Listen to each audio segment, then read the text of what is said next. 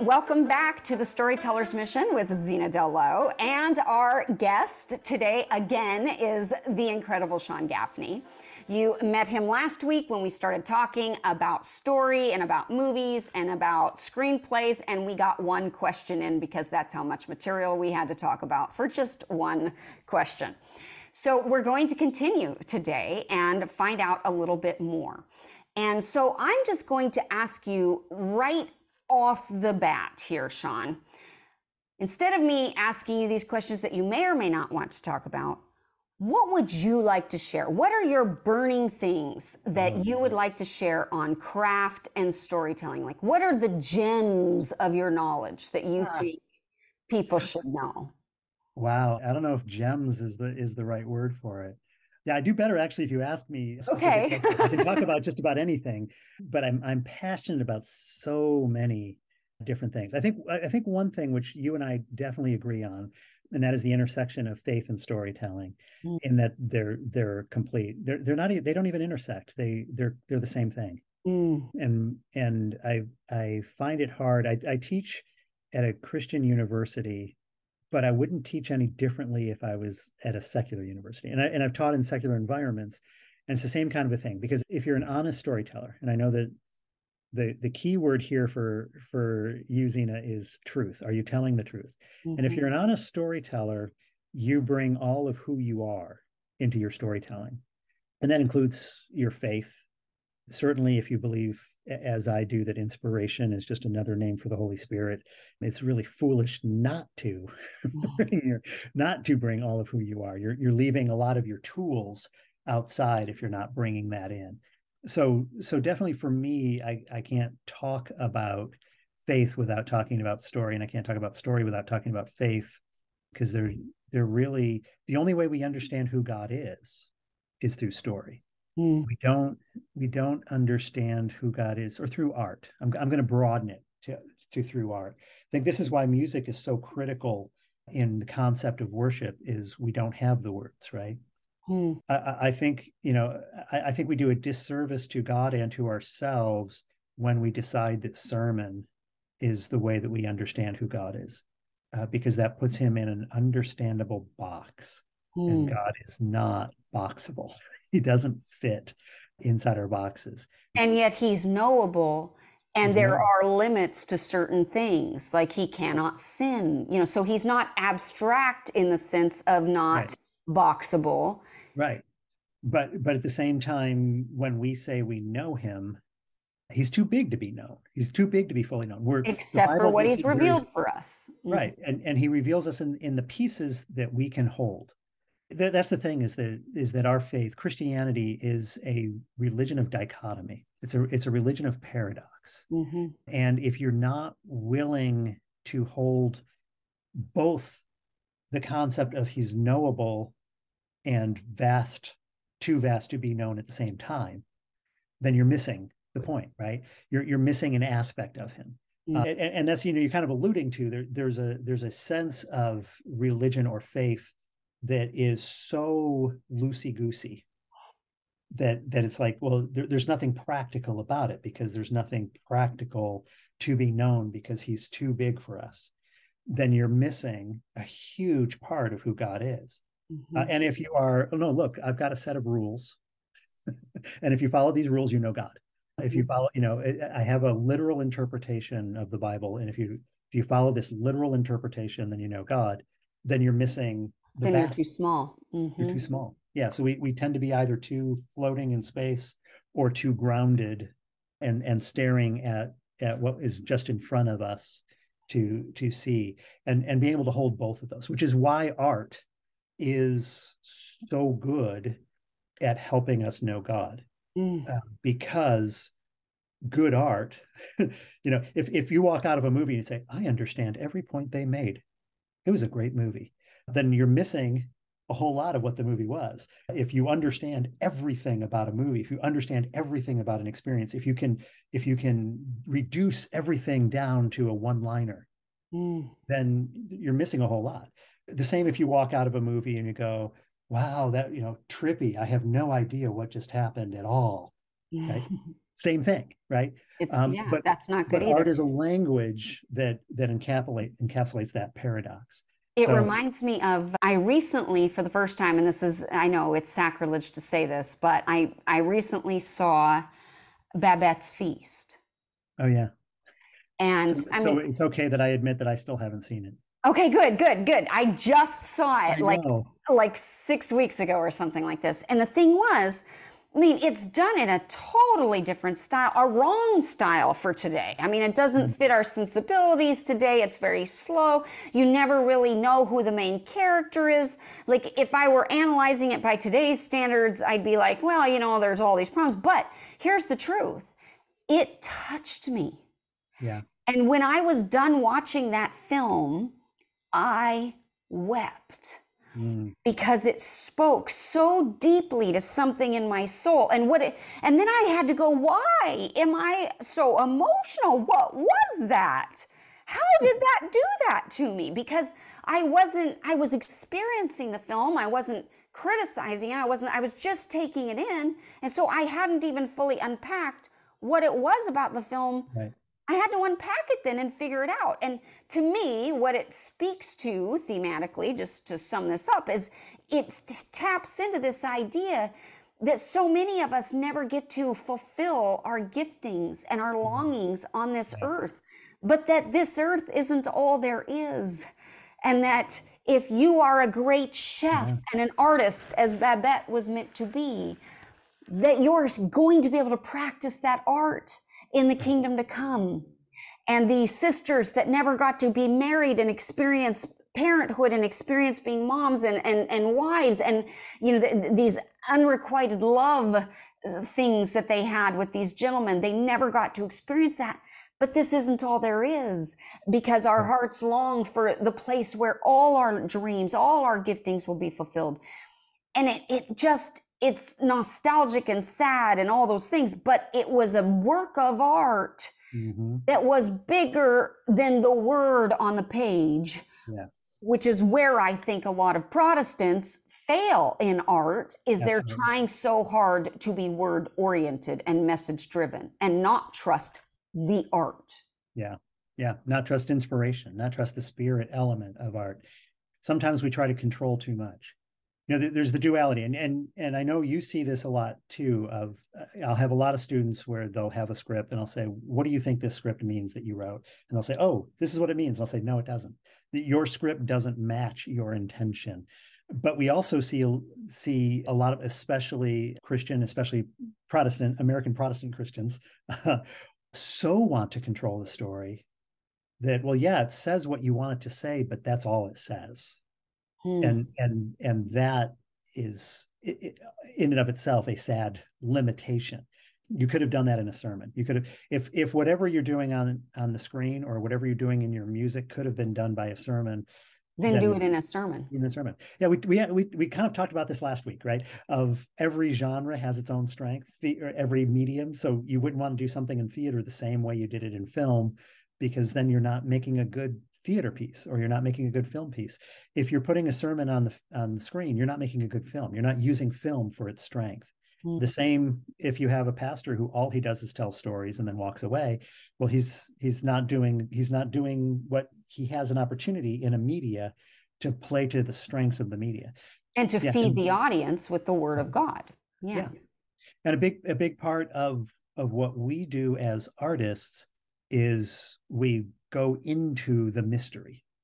And if we're too afraid to go into the mystery, if we're too afraid, if we can't trust the mystery, right? And I'm not saying do it blindly. I'm not saying doing it stupidly, because a lot of people will do it stupidly and they have no idea what they're releasing.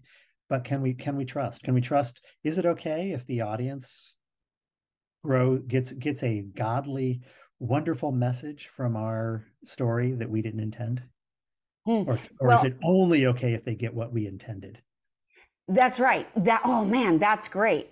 There was a few years ago, I mean, this was a long time ago, I had a student in my screenwriting class, and he wrote this short film, as they were supposed to do over the course of the semester, that was so haunting and so sad. I mean, the ending was so sad, and it had to do with this man who was, I mean, there was a dog and a man. I mean, I can't even explain it to you, Right. but it was, he didn't even know what he had written. And back then I couldn't articulate, I didn't have the words to be able to articulate why it was so good. I knew it was haunting, but I also, back then, I worried that it was not necessarily Christian worldview because it was such a dark, sad, hopeless ending. And it was just this year I reread it. And I mean, this is just a few weeks ago, actually. I reread it and my light bulb went off, and I sent the kid, he's older now. I sent him an email and said, I finally get it. I finally get it. You are speaking to the brokenness of the human condition, the hopelessness of the human condition outside of God. It is so sad, the state that we are in, and you captured that. And it absolutely fits with the Christian worldview. Yeah. And man, it's a beautiful piece, and I hope that someday he gets that short made because it was great. But my point is that he did what you were just talking about. Yeah. He didn't know what he was tapping into. He couldn't even articulate. Like, I remember asking him, well, what does this mean to you? And he's like, I don't know. I don't know. Yeah. It was just the story I told. And I couldn't articulate the theme back then. I didn't have enough knowledge. Yeah. But it was beautiful. Yeah. Yeah. And yeah, that's and it's a lovely thing of, because then you're an instrument, right? Then you are actually channeling something larger than yourself. Mm-hmm. Then that's when we become the prophets, right? Is when we're not looking at the world and going, here's what I understand. Let me tell you what I understand. It's when we look at the world and say, God, what do you want me to say? And that channeling, and we all experience it to a little bit. I think when you're writing and you have no idea where what you're writing it came from, right? When you get in the zone and it's just happening, it's a little bit of that. I think there's a truism to say that the artist's real job is to get out of the way. Sometimes we're too much in the way to really, because we have something we want to say. Exactly. Yeah. And we don't trust it. We can't share it with, it's like the bumper sticker, God is my co-pilot. I'm like, are you an idiot? Why isn't God the pilot? Go back there and sit in the seats and drink your Coca-Cola and eat your peanuts. Just don't try to fly the plane. Yeah. Well, and I think, speaking of church situations, this sort of thing, and art being bigger, it being the instrument that God gave us to channel mystery. Yes. To get outside of the literal, to get outside what our message is, and to tap into something that is far deeper and far more profound, but is still true. Right. One of my beefs with the church, and this is happening through, in Protestant churches pretty much all across everywhere, is they've now adopted this media type scenario with the worship where the band is so loud and it comes through the speakers and all these things, and they're missing something. And here's what they're missing. And this is what our church started doing in Bozeman when I was back in Bozeman. And I remember going to the director of worship and saying, but I can't hear anybody when I'm singing now. And he's like, yeah, that's the point. I mean, people can't sing. They don't sing very well. So now you can't hear anybody else. And it's just you having an experience with God, and you're not going to be distracted by the person that sings off key or whatever. Yeah. And the problem with that is that they are now taking away the power of the collective worship. Mm-hmm. And they're taking worship now and they're making it an isolation. You're worshiping it, but there is something powerful about being in a church, if you've ever been in that situation where you can hear everybody around you and people are singing to God, it is powerful. It almost always brings me to tears. Mhm. almost always. And Yeah, they what robbed us of that by having this other type of experience. And it's a shame. it is, because they've forgotten that they're theater. They're not film. it's it's human connection. A worship service is about connection.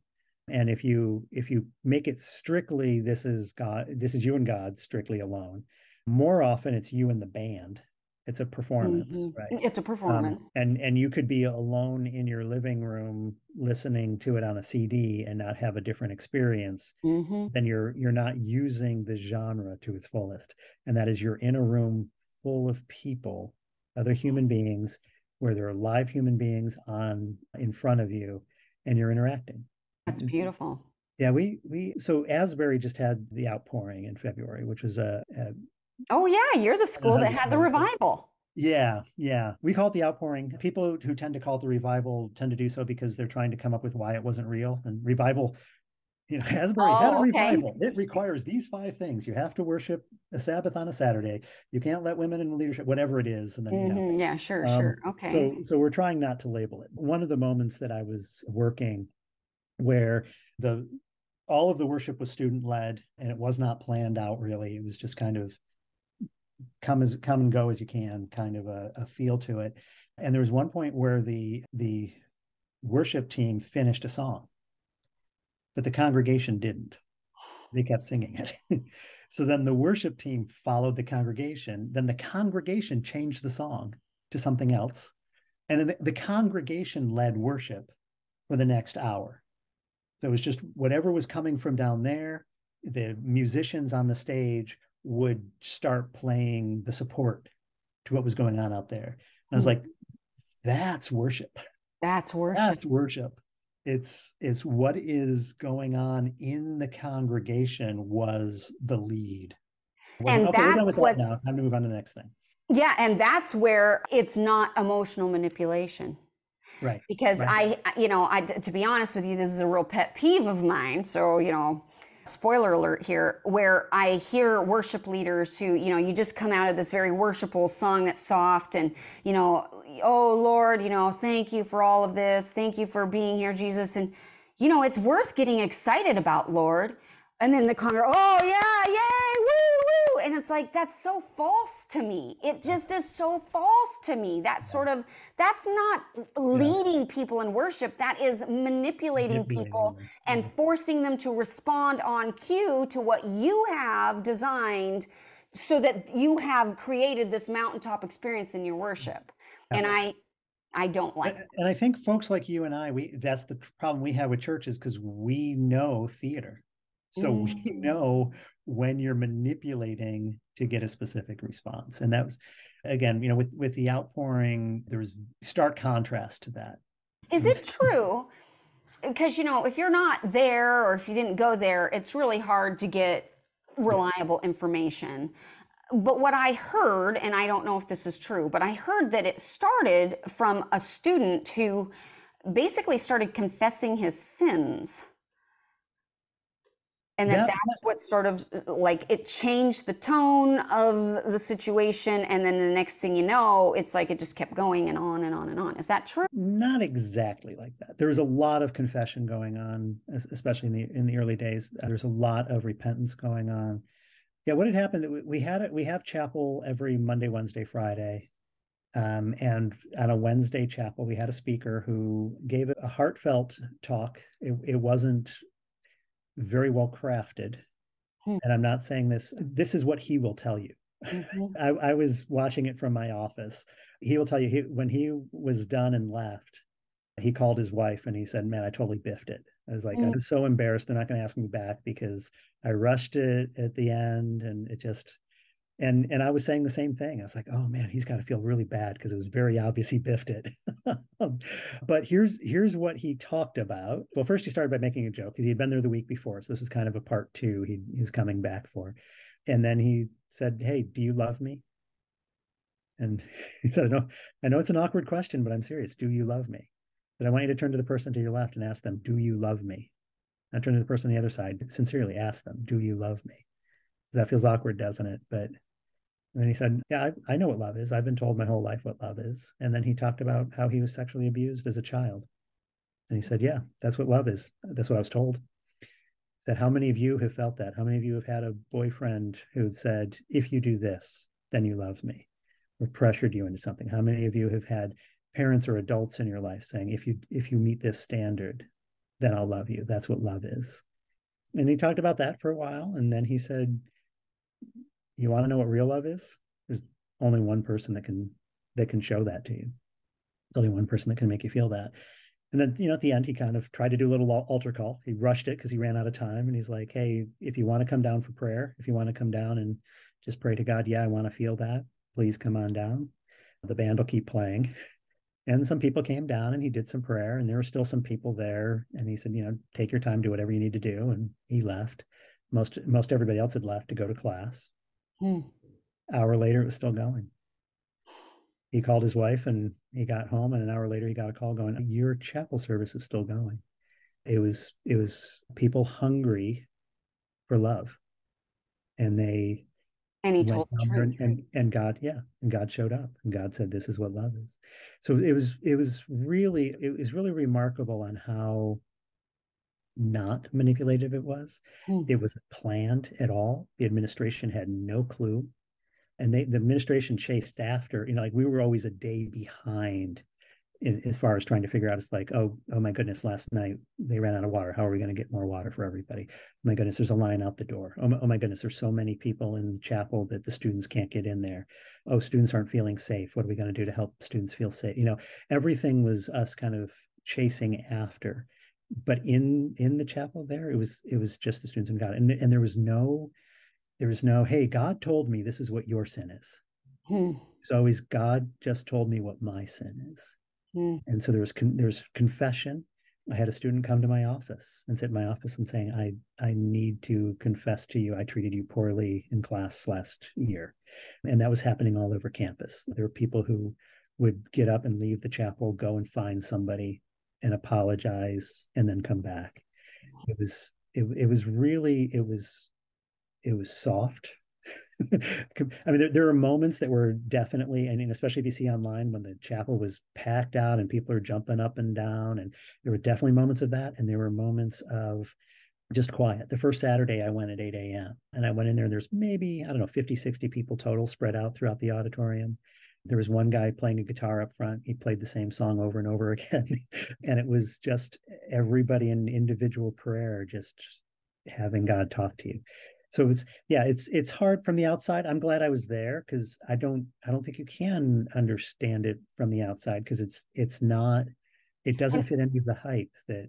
And it's not frenetic, and I really feel like a lot of that frenetic stuff isn't God. Yeah. God is a God of peace, a God of order, a God of gentleness, That's why when he was asked, I want to see you, Lord, he said, well, go stand at the edge, go stand outside. And there was the fire, and there's the earthquake, and then there was the gentle wind. And he was in the gentle wind. Well, he was in all those things, but he was especially in the gentle wind. Yeah. And that's really what it was. It was a cry for what does it mean to be loved, really, I think is how it started. Yeah. So that's, so I know we're not here to talk about the Asbury. No, but it's good since you're there. I'm just, that's great. And I'm wondering, what's the atmosphere like now? Like now that, that's kind of resolved itself. It was a bit of a ride. We won't know. And that's the thing. I've appreciated the people who, were asked, was this real? It's like, ask us next year. Ask us in 10 years. Right. Let's see how much of a change, because it became a circus. I mean, it became literally, our town, I think Wilmore is a town of 6,000 people total. We had 50,000 plus people on campus at one point. They literally had to the police would block the roads because it was no longer physically safe. There's just too many for all those people to be there, and people were flooding in. They wanted to be a part of it. They were flooding in. They'd stand in line for 6-8 hours just to get into the chapel, just to try to get into the chapel. And it was interesting for the students, I think, because it was a completely student-led event. It was all about the students, but there was a point where literally the students couldn't get into the chapel. There were too many people from outside in the chapel for them to even get in there. And so other concerns taking over, people would wander through the dorms. So you might be in a women's dorm that's supposed to be locked, and there's some guy walking up and down your hall. So suddenly it There were became dangers something else. associated with it too. Yeah, dangers and just trying to figure out. It's like, well, wait, this was God just talking to me in a still small voice, and now we've got this, it becomes a rock concert as far as the audience, as far as how many people and whatnot. What do I do with that? So there's I think a maturity. And you don't want to squelch the spirit, but you also have to think about the safety of people and those practical concerns. And the fire department had to come in at one point and say, if you can't keep your aisles clear, it's not safe. So, it's not about God's movement. It's about, are people going to die because somebody yells fire and suddenly we have trample? Like, there's those kind of real concerns that coming in. And from the student point of view of this was our thing, and now I'm suddenly no longer the person that this is happening for. I am now the host for these outsiders coming in. So shifting of roles and shifting of mindset, or, okay, how can I take care of these others? It was a very interesting kind of pivot. But I'm very proud of the way the Asbury administration dealt with it. Our president wouldn't even get on the stage for the first several days. If he was addressing the students, it was always from the floor, because he felt like God is speaking through them up there, and he had to be talked into by the students. It's like, we can't see you. Please go up onto the stage to talk. Well, and what I love what you're saying too is it really speaks to what the topic is right now, which is God works in the mystical. Yes. And we don't always know where it's going. And sometimes we're just sort of along for the ride, and our job is to not get in the way. Yes. But that also doesn't mean checking your brain at the door. Right. Because it would have been, the temptation, any other school with any other administration at any other time would have said, how can we control this? How can we run this? How can we exploit this? How can we get our message out? Exactly.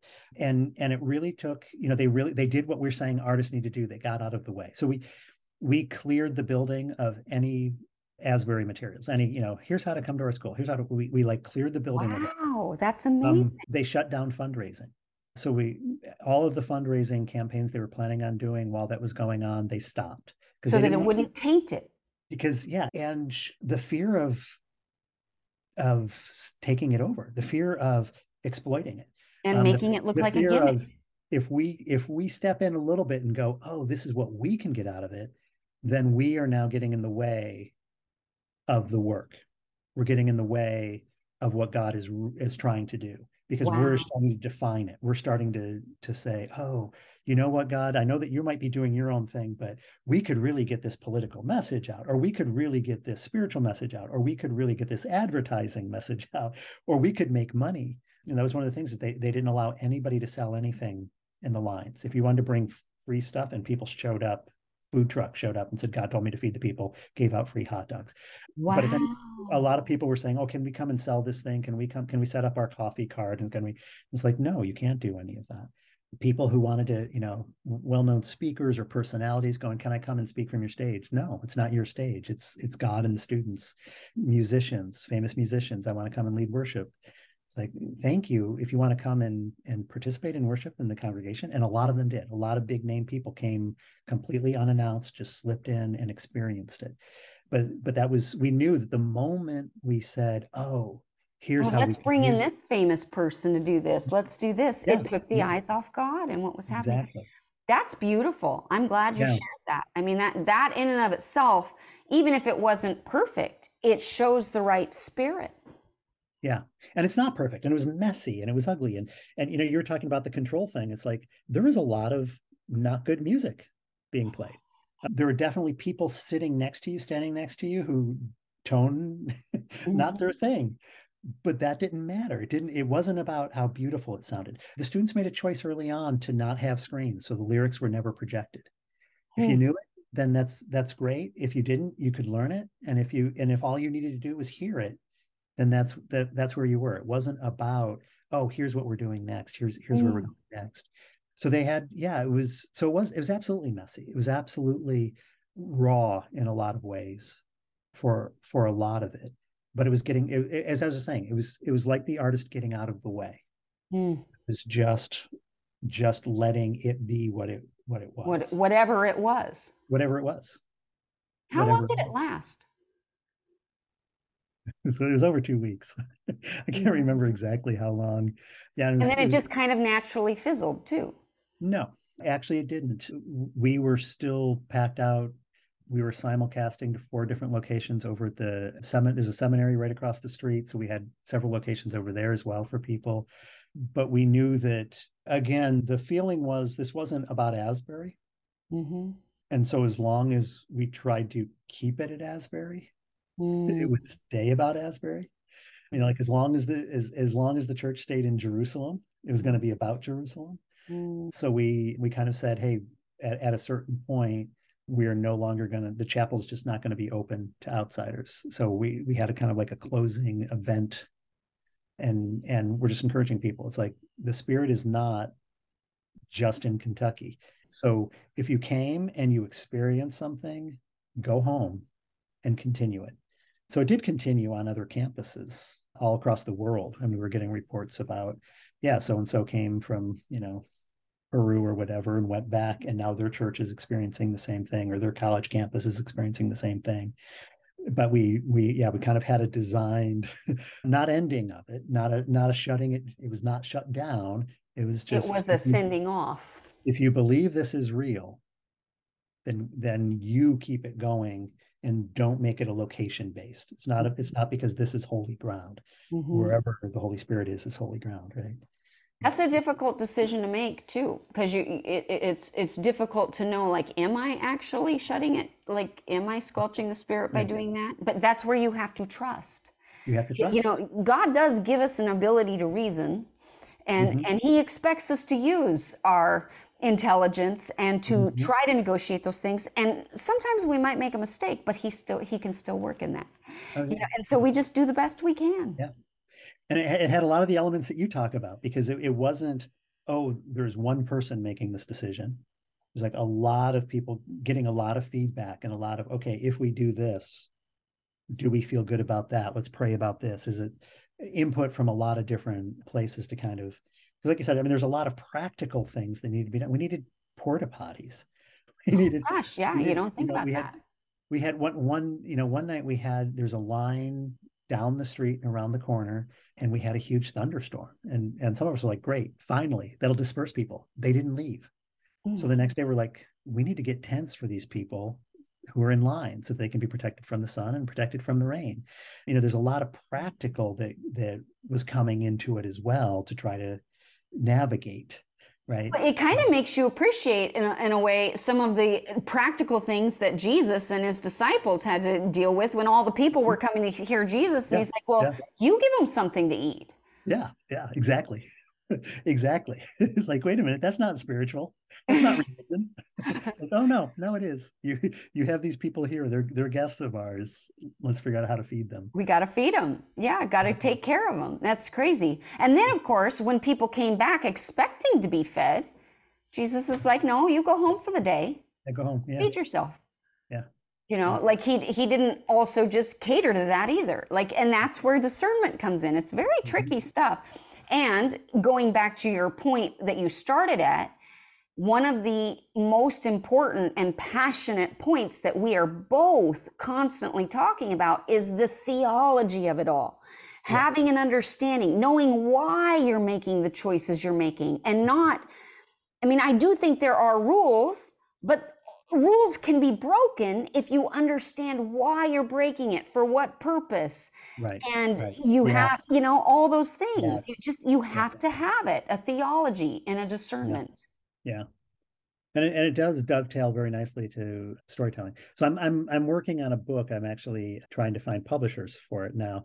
That's the theology of script writing. Mm. It's how theology informs how you write your scripts, and it's how your scripts can help you understand theology. So a lot of it is, because if you understand storytelling, you're going to understand what God is doing in his storytelling that you might miss Right. otherwise. But I have a whole section on breaking the rules, and that, structure. I try to avoid even using the word rules because it feels much more strict than it should. But there are things that every movie should have. Has. Mm-hmm. And there are times where if you understand why a movie has that thing, if it's not there, you can very well manipulate your audience by not having it there. For example, every story should have a climax. Mm-hmm. Kind of dumb to not have a climax, right? Jesus told, really, in essence, two stories back to back that felt like one story, often labeled the story of the prodigal son or the story of the lost son. And he tells a story about this kid, has a beginning with his dad. He makes a choice, gets sent off on a journey, comes back, hits his crisis, right? Comes back, has a climatic party. And then Jesus had started a second story about another son who has a starting point, who has something that kicks off, has a journey of, I am not going to celebrate this lost brother of mine, comes to a crisis where his dad says, but this is a breaking of relationship. You have a chance to not break a relationship. And then the story ends. Mm. There's no climax. There is no, the brother goes in and confronts the younger brother. The brother goes in and hugs the younger brother. We don't have a climax We to the don't know how it second ends. story. Yeah. Hmm. Yeah.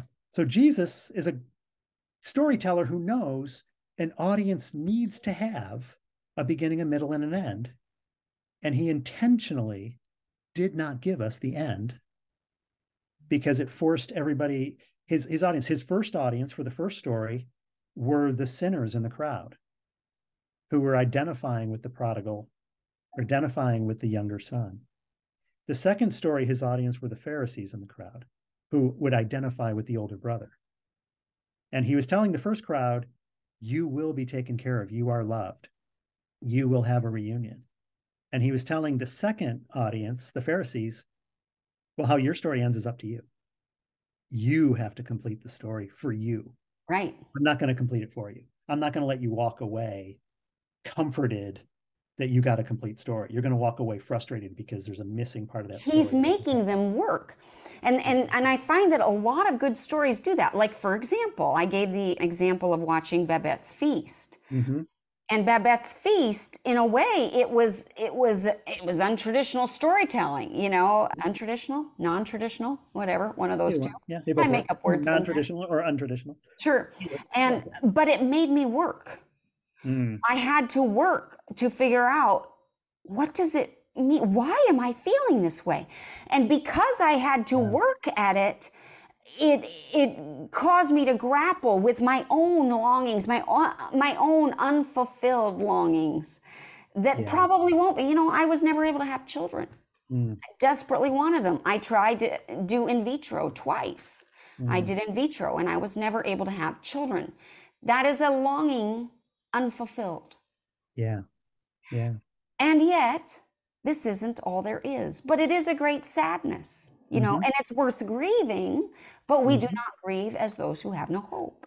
Right. So sometimes making your audience work, just like sometimes damning your characters to redeem your audience. Yeah. Show your characters making bad choices. Yeah. This is another point that I know you and I agree on that seems revelation to a lot of Christian audiences. And that is, what is a redemptive story? I feel like as Christians, we should only tell redemptive stories. But the problem is people say, well, a redemptive story is where the characters are redeemed. It's like, no, a redemptive story is where the audience is redeemed. And sometimes a story ends in tragedy so that the audience walks away either having learned something or seen traps to avoid or mourns with this is The Godfather. I think The Godfather is a very Christian movie. Very Christian movie. And it's a very redemptive movie. not because Michael's redeemed, because Michael's not redeemed. Because we follow that story rooting, my mom hated that movie because she loved it. And that's why she hated it. Because she was rooting for Michael, like every step of the way, turn back, turn back, turn back.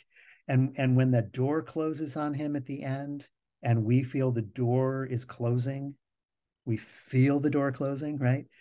That's us yearning for something different. That's us yearning for redemption. That's us yearning for repentance, for turning, right? And it's redemptive to the audience, because we don't sit there going, "Yay, Michael, way to go! Glad you killed all those guys," right? We're mourning a loss, and that mourning surprises some of us, right? That mourning for some of us, it's like, wait, why am I? He won. Why am I mourning? I'm mourning because I see what he lost, because he didn't win, because he lost, right? He lost his soul in the process of gaining the world. Yeah. So sometimes we have to, sometimes the character doesn't get redeemed so the audience can. Or sometimes well, that reminds me of I mentioned the story of my student that he wrote, the short film, The Missing Millionaire, where it ends so tragically. It just ends so tragically. And so it was not a redemptive story. The character, it's himself, is not redeemed. And yet it is, and that's what took me so long to figure out. It is redemptive because it taps into something in our humanity, where we realize this world is so hard. It's so full of suffering. We are so lost. And sometimes, in spite of our best intentions, terrible things happen. And this guy in his short film, the guy is kind of not a very nice character at the beginning, but he takes pity on this homeless dog. And then he goes and he tries to get, like, first the homeless dog keeps coming to him and like he's mean to it and he kind of kicks it away, but finally he can't stand it anymore. And he goes and he gets this food and he goes and he tries to, and the dog has a cut and he's trying to nurse the cut and he's trying to give the dog food. And now the dog freaks out because he's afraid of the guy and he runs out into the street and he gets hit by a car. Killed. And then the guy comes out and he's seeing this dog now that's dead. And then he's a missing millionaire. He's run away from all this money. And we only find this out at the end. This limo pulls up and it's raining. And he gets into the limo, this guy gets in the limo and he gets in the back seat. And the limo driver's like, "Sir, I didn't, I've been looking for you for days. Everybody's wondering where you are. And man, I can't hardly see anything out here. I think I might have hit a dog or something. Anyway, is there anything you want, sir?" And in the back seat, this millionaire just starts bawling. And that's the end of the story. And I mean, I'm not even doing it justice. But it is so powerful because it's tapping into, I mean, I get emotional just talking about it, because it taps into this thing inside of us that, yes, there's so much that we need. There's so much that we need that we can't possibly get here on earth. And then this suffering happens, and then we try to do something good, and then we destroy it, and it's ruined, and something beautiful, something that should have been beautiful, didn't work out, and it's just our longing for something more. That's what it is, a longing for something more. Yeah. So it's powerful. Speaking of which, another thing that we agree on, besides what is a redemptive movie, because I love that, characters. You are very much like me. You see story through the eyes of character. Yeah. So I tell people, I tell my students first class of screenwriting that I'm about to do a major disservice. And all screenwriting teachers do this disservice. And that is, I'm going to teach you about plot, then I'm going to teach you about character, then I'm going to teach you about dialogue, then I'm going to teach you about theme, and they're not separable. You can't separate them. I'm going to teach them as if you can. I'm gonna because that's the only way to teach it, right? We can't teach the whole thing. We have to get the microscope out. But when I'm talking about plot, and you can't talk about plot without character, and you can't talk about character without plot, and you can't talk about, if you don't have character, you don't have dialogue, you don't have subtext. If you don't have, it all is so intertwined. And I think because we become specialists, that gets lost for some people. Some people are plot specialists. I'm a plot specialist. I'm the master of the plot. But when I forget that plot is character in action, that's what a plot is character in action, Mm-hmm. then you're lost because you can't really separate them out. Yeah, absolutely. Absolutely. Mm. All about the character. So I'm working on putting together an online course right now on story structure.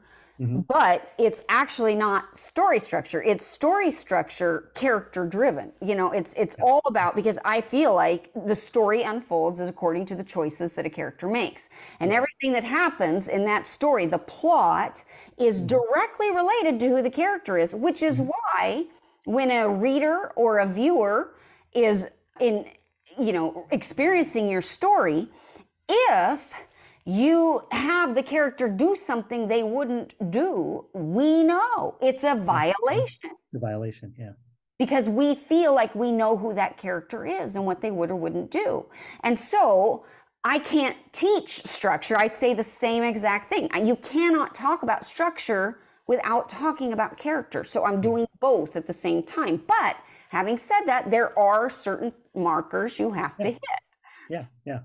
Yeah. You can't ignore structure just because you're character driven. And yeah, even there's micro plot. I mean, there's so many variations from the classic structure. There are fewer variations of classic structure than people say. People, which drives me crazy. People say, well, the 3-act structure is dead. It's like, no, everything's fake. Well, Shakespeare wrote in 5 acts. Yeah, but he's using the 3-act structure. It's the same Mm-hmm. structure.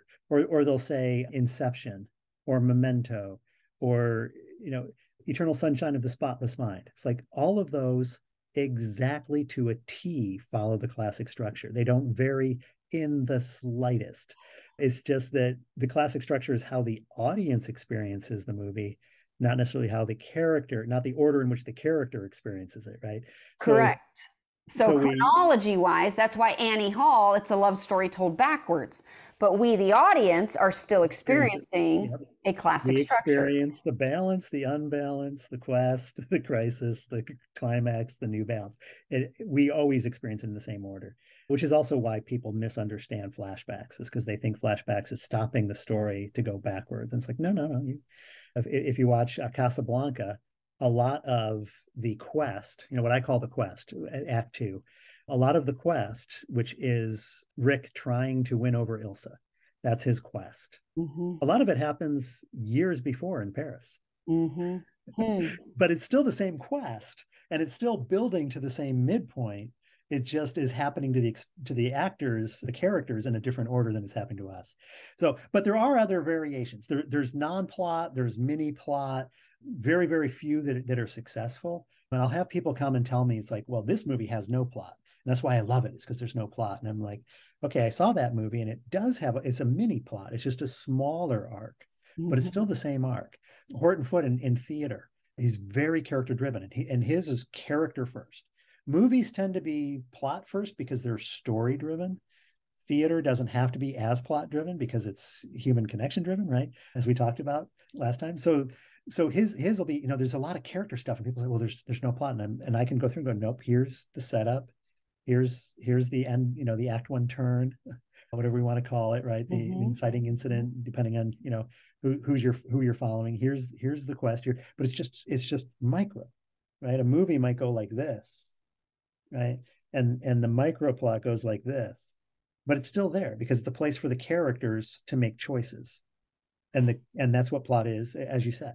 It's And also in making theater, I choices. think, yeah, and in theater, I think too, there's more room to explore language.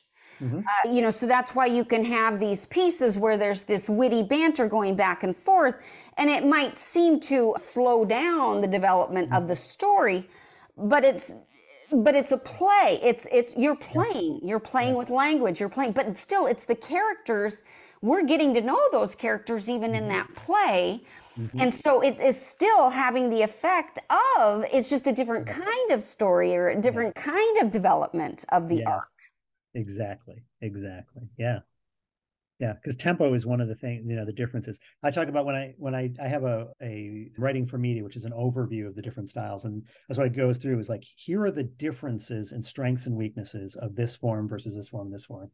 And tempo is one of the things for theaters. We can have witty banter for 6 pages, that moves the plot forward only this much that we would never tolerate in a film. No. But that's part of the strength of that medium.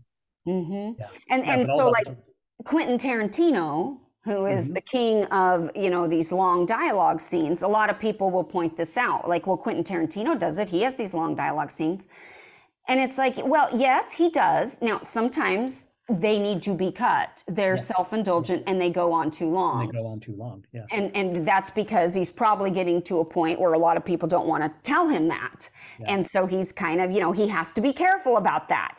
Sometimes, however, it still works for him, but it's because there is such subtext, there is so much suspense in it. There is so, you know, that we're on the edge of our seats. So it isn't just dialogue. It is, we're waiting, we're being built. It's a setup for the explosion. And in a way, you have to be a master storyteller to be able to handle that, because then you have to deliver it. And if you don't deliver on that, then all that is ruined, and we will never watch that film again. Yeah, people will point to the opening scene of The Social Network as one of the best action scenes of that year. And I don't know if you remember the scene. It's two people. It's Mark and his girlfriend sitting in a bar talking. They never get it until the end of the scene. They don't even get up out of their seats. It's I don't know. It's really long. It's several pages of back and forth, but it's fencing. It's two characters going after each other. They both have something that they want, and they're using different tactics to try to get it. And then they're defending themselves from the tactic of the other person. And then they're using their own tactic back. It's a perfect little microcosm of how dialogue is used as action, because it's all about the character's goal, their obstacle, and the tactics they're using to get around their obstacles. That's, you know, we both talk about that too, that dialogue is an extension of action. Yes. Going back to flashbacks. So one of my pet peeves is when people do flashbacks for the purpose of just giving backstory. Yes. Exposition. It's awful. Yes. So a good flashback ought to have something to do with the scene right now. It needs to play into the narrative right now. 100%. When you come back from the flashback, you should have moved forward in the story. Yep. Not, oh, now I know a little bit more. It's like, oh, what I now know changes everything. Lost was a master of doing that in season 1, where it's like, oh, everything we thought we knew about the current scene has changed because of what we just learned what we just went through in the flashback. Unfortunately, they were not masters in setups and payoffs, and they ended up ruining that entire series because they could never pay off what they were setting up. Yeah. Same with Game of Thrones, you know. Oh, I'm sorry, but up until the last season, if you ask me about Game of Thrones, it's like, well, as a Christian, I'm not sure I can recommend it, but it's brilliantly done. And now I can say, nope. There are wonderful scenes and wonderful character arcs, but they did not know how to do setup and payoff. No, I mean, pay off what they set up. There were some incredible setups, and you know, and then by the end of that, I mean, they just really ruined it. I don't know what they were thinking. And in fact, if they ruined it so bad, I'll never go and rewatch it ever. Yeah, I'm with you.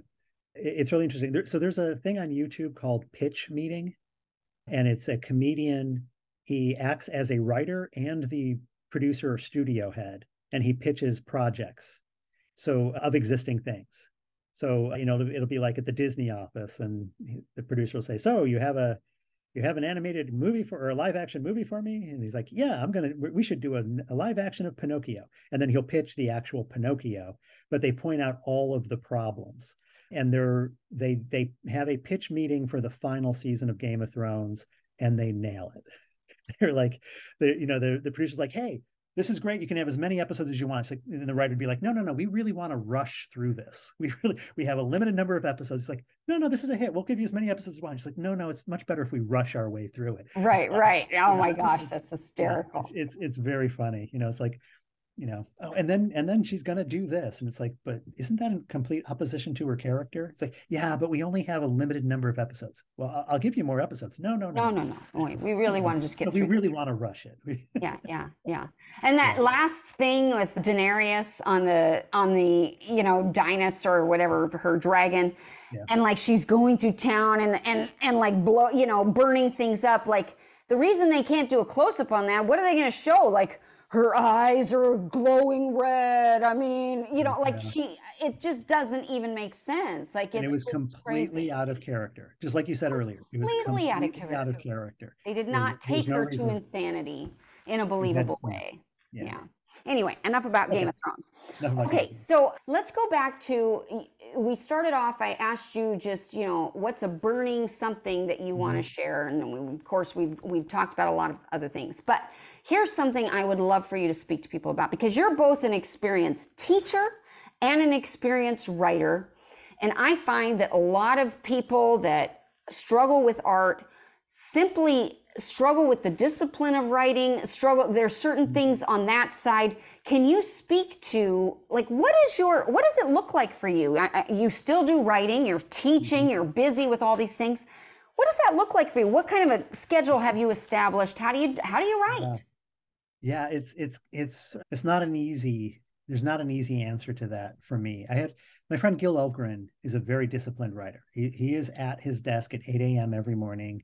He writes for a certain number of hours without fail. I'm the kind of guy that I have to talk myself into starting writing. I have to get the butt in the seat kind of a thing.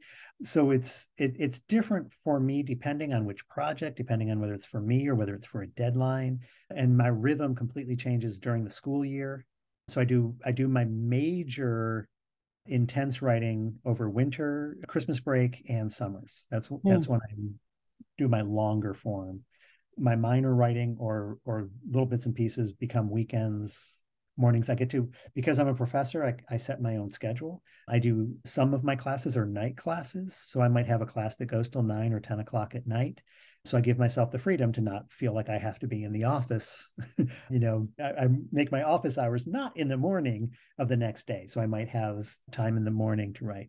I'm a night owl, so I think better sometimes at night than I do early in the morning.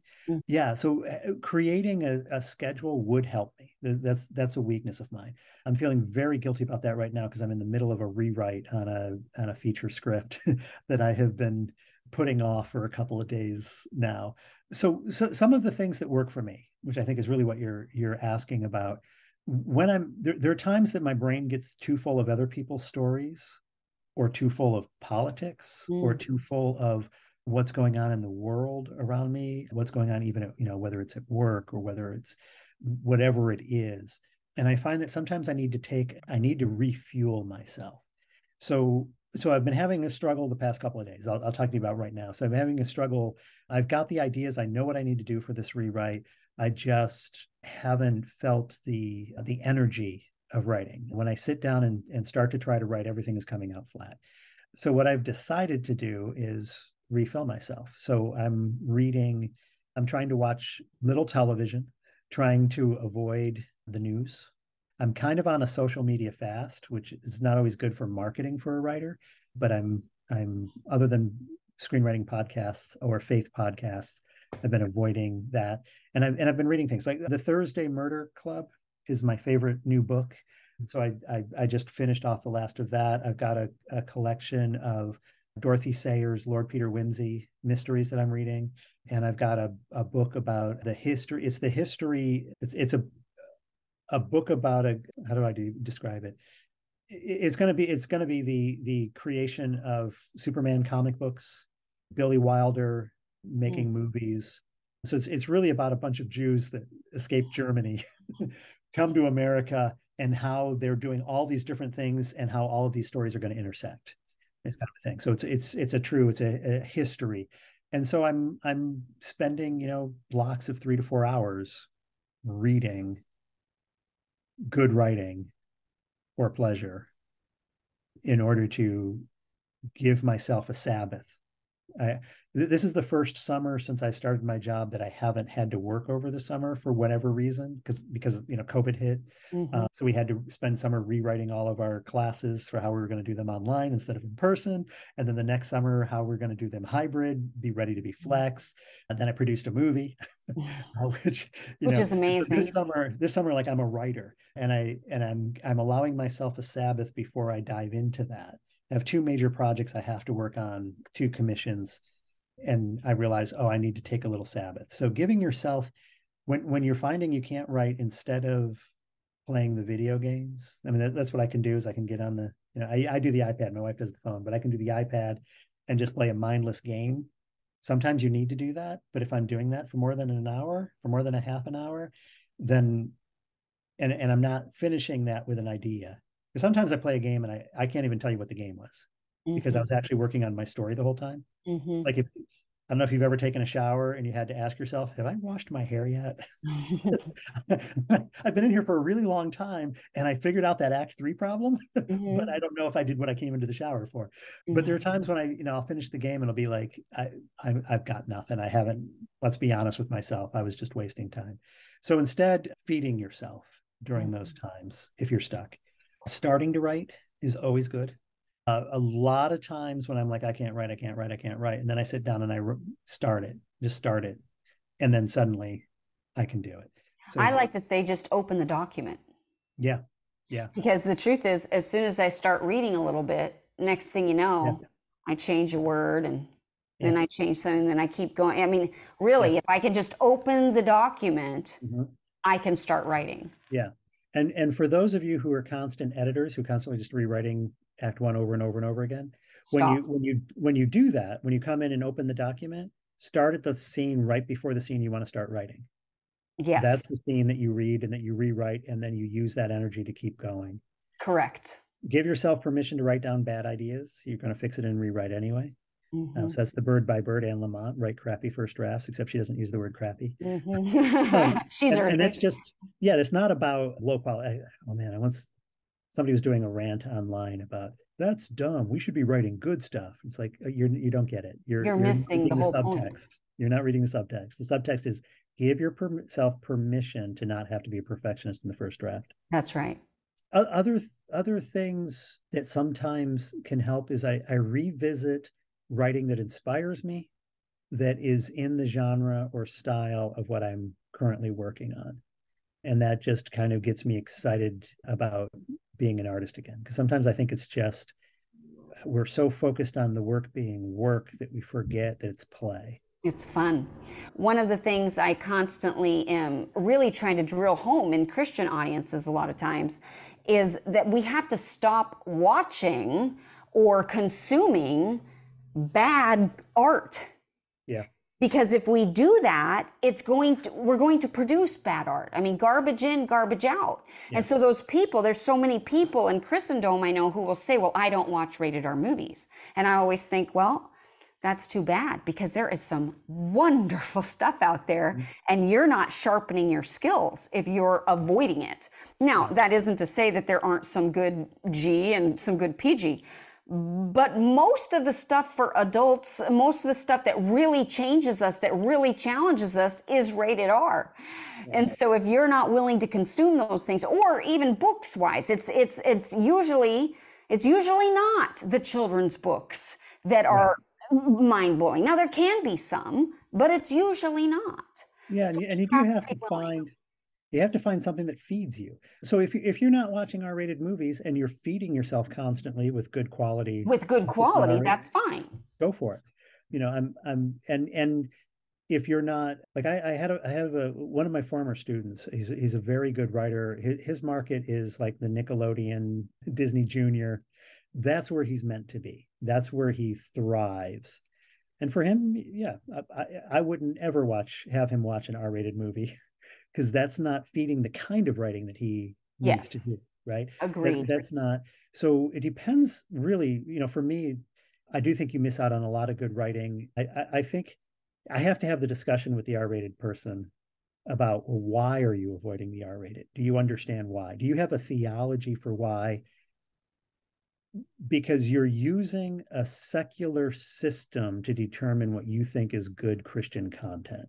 The church did not come up with the rating system. That's 100% a secular system saying this is rated G, this is PG, this is. So if you don't know why you're avoiding the error, like, are you really not going to watch Schindler's List because it's R-rated? Are you saying because it's R-rated, the Passion of the Christ is not glorifying to God? Or are you using, what is it that you're trying to avoid? And sometimes you need to. I mean, for me, because you talked about the Jodie Foster movie. I cannot watch that. I will never watch that movie. I'm sure it's brilliant. I love just about everything Jodie Foster's in, but I can't handle sexual violence. It's damaging to my soul.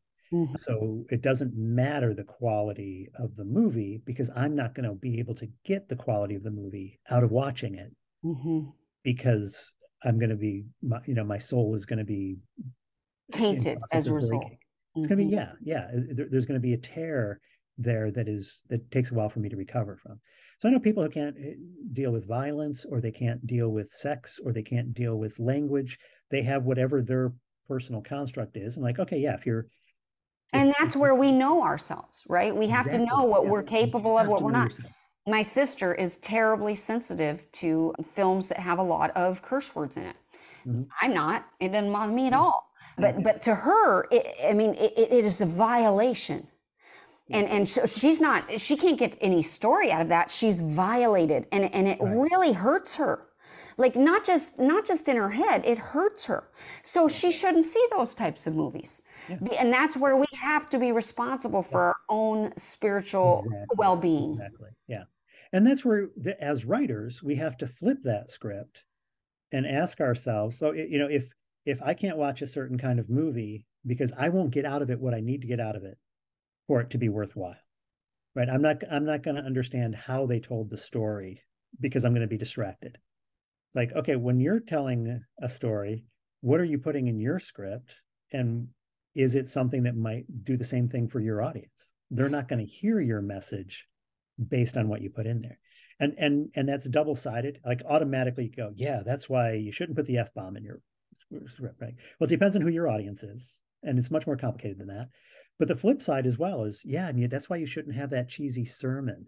That's right. Amen. In Act 3, Amen. because you say that you're writing this so that the non-Christian will get to see Jesus, and you're doing everything you can to make sure that they don't pay attention to the story. Because they're totally turned off by that. And here's, conversely to that, I would say that if you're avoiding a rated R movie because you're afraid that you're going to somehow be tainted by it, then you probably don't have a strong enough faith, because what Jesus says is that we are free. We are free. And Paul says, hey, everything is available to us. Not everything is helpful to us. Right. Not, so that's where we have to be able to discern that. Game of Thrones is a good example. I thought Game of Thrones was brilliant, but I hear the caveat that you early on, not at the ending, and you should all avoid it now because it didn't end well, and so the journey wasn't worth it. But early on, everything that we're experiencing, and that's even in the context of, it was very gratuitous. There was so much gratuity that I hated, but I could even get beyond that because it didn't distract me from the mythology, the stuff that was really exciting to me. I could still get stuff out of it. And I didn't have to avoid it because I wasn't afraid, because it wasn't damaging me. Right. And not everybody can get past the gratuity. Correct. And not even just from a moral point of view, sometimes from a storytelling point of view. Yeah. People like, that was so lazy the way they did.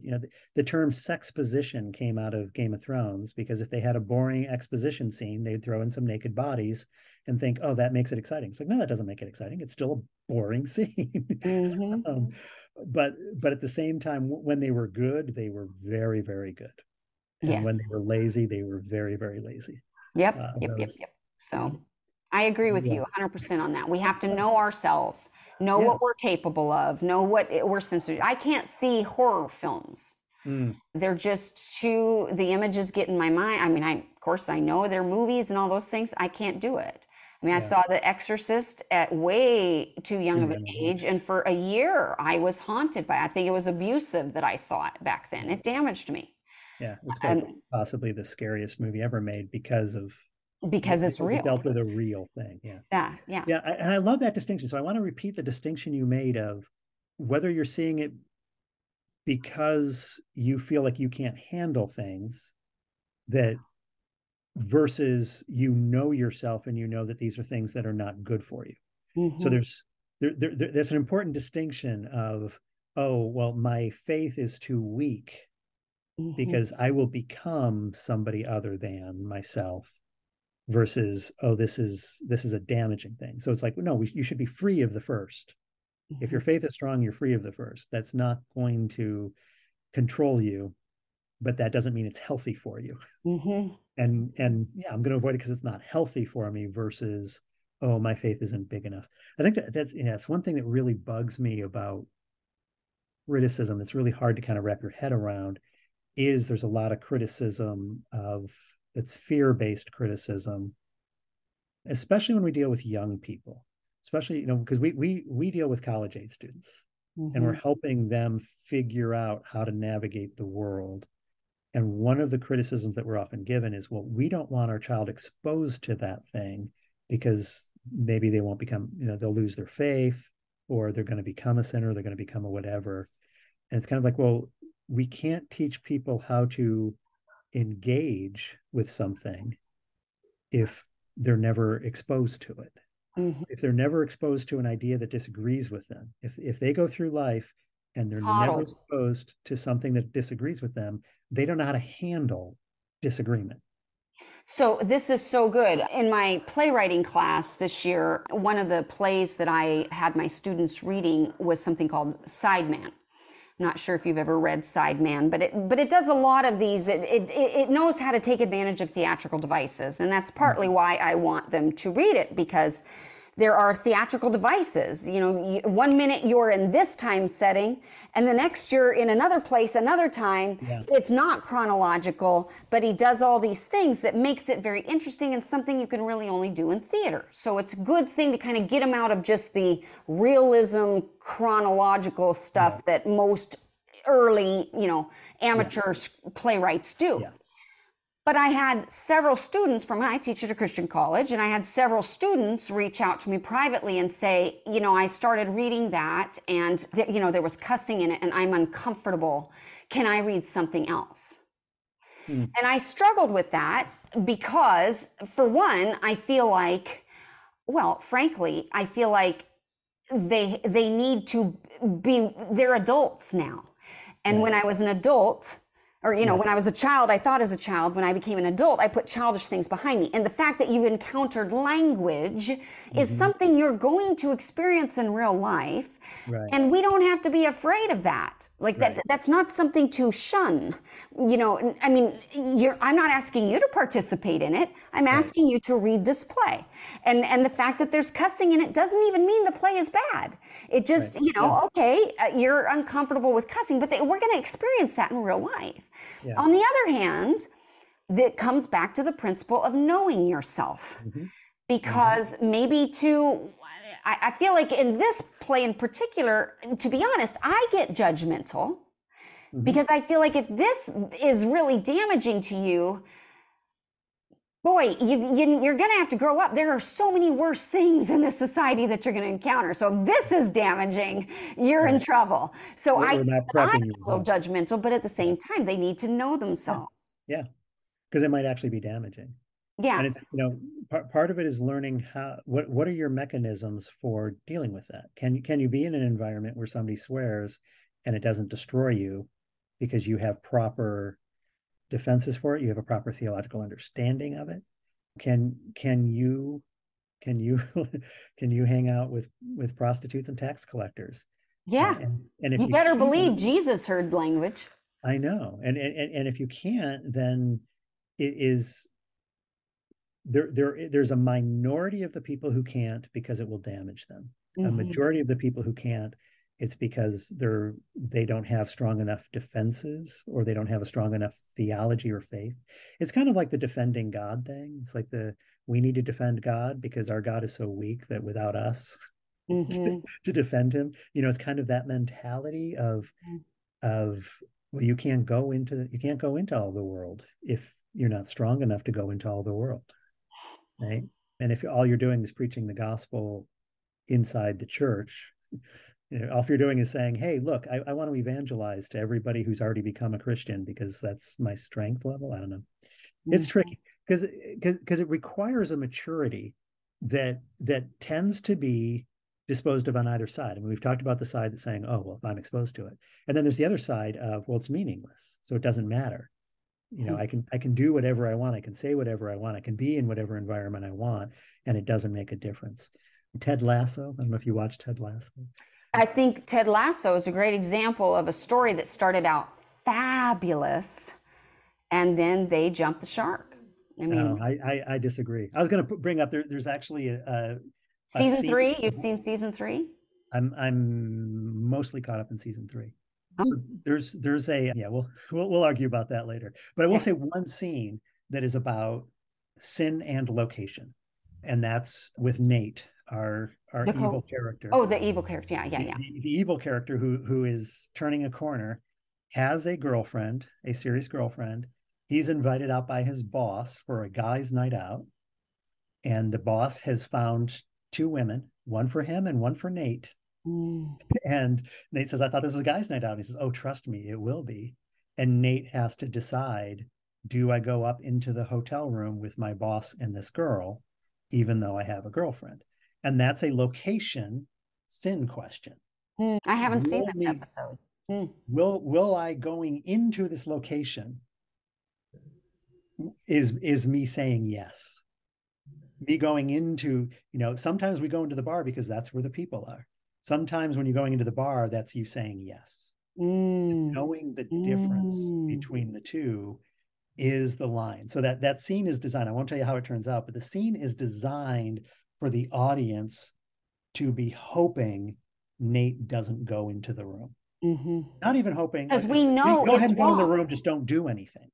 It's like, don't go in the room. Don't go in the room. And I think that's that maturity of that's the distinction between, can you go into a bar and hang out and not be corrupted? Because if you encounter people who don't think the way you do, then that means that you're going to be swayed, you're going to be changed, you're going to be whatever, because that's a weakness of faith. Versus, I had a friend who found out as an adult, he did one trip to Vegas and cleared out his bank account. His very first trip to Vegas, he was in his late 20s, didn't think anything about gambling, had no idea he was a gambling addict, no idea he had that in him. And his friends literally had to drag him away from the ATM because he had sucked out everything from his bank account to keep gambling. He can't walk into a casino. He can't go to Atlantic City. Yeah, because if he walks in there, that's saying yes. It's not like, the lie we tell ourselves is, no, I'll go in there, but I won't bet. I won't put it right. You know what I mean? And so as audience or as writers, we have to have the maturity. 95% of the time when we're afraid to go into the room, it's because our faith is weak. But we also have to know the 5% of the time that it's because we are weak. And that's okay. We have to acknowledge that weakness because of our own brokenness. That's where we go back to that. Exactly. And it's different for everybody. Which is another thing that drives me crazy about film criticism, is it doesn't acknowledge that it's different for everybody. One thing that, one thing that's your weakness doesn't mean that it's everybody's weakness, and therefore nobody should be out. Yes, don't project it onto me. If I eat a slice of chocolate cake after 8 o'clock at night, I'm going to keep eating. So therefore, we should make a law that nobody's allowed to eat chocolate cake after 8 o'clock. Right. That's that legalism. And the church loves it. They really do. We do, because we like rules, because it makes us feel in control. Yeah. And unfortunately, art is something that we're not entirely in control of. And so to try to put some of those rules on us is actually, I think, a disservice to the mediums itself, to the mediums. I'm saying that plural, to all the different mediums of art. Yeah. Yeah. So fear versus knowing. I think that's what you were getting at. Yeah, I think that's Acting good. out of fear is a bad thing. Acting out of knowledge is a good thing. Sean, is there Wow. any, I know, we just keep talking, and so we'll close in just a bit. I just want to ask, is there anything burning that you want to share with the audience? I'm going to have you back in, a couple months, and we'll just have you on again because you're so good and you're so knowledgeable, and it's so great for everybody to hear from you rather than from me, and that you agree with me, which is nice. Always nice, right? Isn't that good?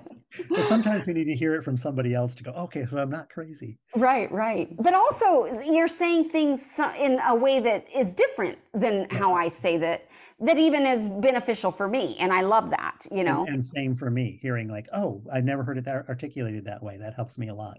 Yeah. And this is where I think artists do need to be in conversation with each other. They need to be talking about ideas. We should be doing that. We can't be doing this in isolation.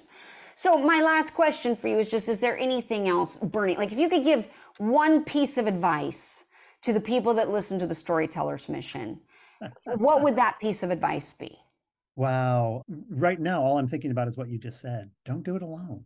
Stop doing it alone. I mean, I tell people when talking to parents who are afraid of their kids going into this industry, because there is a lot of corruption in this industry. There is a lot of it's a dangerous world. I don't tell. I'll come back to that. I don't tell the parents this, but I do talk to the students about this. We're afraid of the slippery slope, and that's often an argument of don't do that. It's a slippery slope. We're called to grow, which means we're called to be on the slope. You can't grow if you don't get on the slope. You can't go up. It's physically impossible to go up if you're not on a slope. So the fear of don't get on the slope because it might be slippery is the thing that stagnates us. It's the thing that says, yes, I'm going to have milk for the rest of I'm never going to eat the meat of God. I'm only going to do the milk because that's safe. So let's let go of safety being the driver. Let's let go of fear being the driver. So what I tell the parents who are really concerned is if your child goes to Hollywood, which is, that's the big fear, right? They're going to go to Hollywood. The den of Satan. And if they go to Hollywood and they're alone, it's because they're choosing to be alone. There are so many Christians. The church is so alive. It's so active. There are so many of us having the same struggles. Wherever you're at, whether you're writing, in the Christian market, or if you're writing horror stories, there's so many Christians in the horror world that you can lean on if that's where you're drawn. There's so many in the rom-com world. I actually personally think we do more damage in how we tell romance stories than in how we tell horror stories. I agree. Because we don't approach them as Christians, and we don't approach them in part because we go alone and we just say, oh, I'm just going to do what is out there. I'm going to just tell this story the way it's out there. Find community, find artists to have these conversations with. Find those people that you can surround yourself with who love you and will be honest with you, who can actually give you critiques that are coming to you in love, that you can receive in love to make yourself sharper and stronger. Learn how your storytelling informs your faith, and learn how your faith informs your storytelling. Do all of that is community. And if you're alone, it's easy as writers, especially. Easy as writers and voiceover artists. We're the two ones that are easy to get into a space all alone. I'm married to a voiceover artist, so I know this. But yeah, and being alone separates you from some of your greatest tools to make your craft better, to make your soul better, to find your joy when you get depressed, to find your excitement, to remind yourself that this is play. Yeah. So well, and you think about in reality and nature, when the predator gets the prey alone, that's when the prey is destroyed, can be destroyed. Yeah. I wholeheartedly agree with what you just said. And I will add that some of the best and strongest, and what I mean by strongest is the most theologically thoughtful and strong Christians, strong believers that I know come right out of Hollywood, because it sharpens your faith or it weakens it. If you don't have a community, if you see the shiny and and you Yeah. choose the shiny. Yeah. It comes down to you. And often it's the Lone Ranger that ends up choosing the shiny, the one who separated themselves from the community. I think it's interesting. So I'm in the South now. I'm in the Bible Belt, and one of the questions I get a lot about life in California is like, well, the California Christians are, they're liberal, they're granola, they're whatever. I say, you know what? I would take a liberal California Christian over a conservative Bible Belt Christian any day, because the liberal Christian, whether I agree with their politics, whether I agree with their landing, they chose to follow Christ. They're making a decision in an environment that's not the popular decision to make. That's interesting. And culturally, there's a lot of people who I meet who are, well, yeah, I've always been Christian. I grew up Christian. Whatever I think is Christian, because that's the environment. Whatever my environment says is, they haven't made a decision to go against their culture for it. So being a Christian in Hollywood is countercultural, which automatically produces a strength of character that maybe people are lacking in another area. Yeah. Because you have to be, because you've made a choice to do something that is not a natural part of the system. That's interesting. Yeah. So anyway, that's part of, the body's just so much bigger than we want it to be, and sometimes we don't find support with the people who've been through the battle. Like you said, the Christians coming out of Hollywood have been through the battle. Well, and what I like about what your analogy about the slippery slope is that the Christians that are really Christians here, they're not cavalier about that slippery slope either. They get on the slope, but they're aware of the danger. Yeah. And it's because they're aware of the danger that they keep making the choice to climb up rather than to allow themselves to slip down. It's really the cavalier ones who slip. Yeah. And that's the danger, which goes back to, again, fear versus knowledge. Right. I mean, there is a healthy fear of the slippery slope. Yeah. But that shouldn't stop don't give into that fear, because the knowledge that we bring to the table. Yeah. What is the C.S. Lewis when they ask about Aslan, is he safe? And Mr. Beaver just laughs, like, of course he's not safe. He's good. But he's good. Yeah. Oh, that's so great. Yes. So anyway. That is a perfect way to end this. Of course he's not safe, but he's good. And that's what we want to be. We don't want to be safe. There is nothing moral about being safe. Right. There really isn't. It doesn't make you a good person to be safe. It doesn't. A radical person, a powerful person, is somebody that has the potential to be ferociously dangerous. Yeah. Amen. So let's be dangerous. This is great. Just as a reminder, you have a film coming out. Yes, Not Your Romeo and Juliet. That's Not Your Romeo and Juliet. It is a relationship comedy set on a college campus. It's a lot of fun. It's available for purchase at Amazon or Vudu. You can buy a digital download starting June 1st. That's wonderful. Okay, that's great to know. Audience, please check the links. There are links to where you can find these things in the notes section of this podcast. So we want to encourage you to check out Sean's stuff. He's a wonderful resource too. He has articles that he's written that are phenomenal. Geez, this guy knows everything and has written in every single genre you can imagine. If you have a student who is interested in studying screenwriting, may I just suggest that you check out Asbury University, because Sean is there, and where Sean goes, it's going to be good. And if you need to reach out to Sean for any reason, because anything he said today resonates with you specifically, please do. He would be open to hearing from you. He's that kind of a guy. So, thank you for listening. Back at you, by the way. Yeah, well, thank you. It's so great having you on. I'm just so grateful, and what a difference having you has been. It's been a blessing to me, so thank you, Sean, for being here. Thank you. Thank you for listening to The Storyteller's Mission with Zena Del Lowe and special guest, Sean Gaffney. May you go forth inspired to change the world for the better through story.